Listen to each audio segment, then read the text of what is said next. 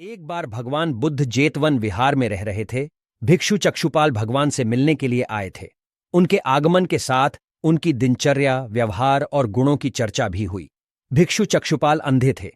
एक दिन विहार के कुछ भिक्षुओं ने कुछ मरे हुए कीड़ों को चक्षुपाल की कुटी के बाहर पाया और उन्होंने चक्षुपाल की निंदा करनी शुरू कर दी कि उन्होंने इन जीवित प्राणियों की हत्या की। भगवान बुद्ध ने निंदा कर रहे उन भिक्षुओं को बुलाया और पूछा कि क्या तुमने भिक्षु को कीड़े मारते हुए देखा है? उन्होंने उत्तर दिया, नहीं।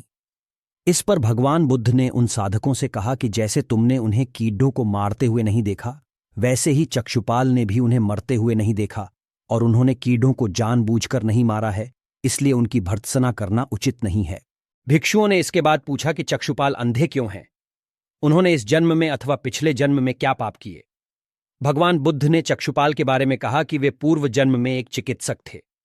एक अंधी स्त्री ने उनसे वादा किया था कि यदि वे उसकी आंखें ठीक कर देंगे तो वह और उसका परिवार उनके दास बन जाएंगे।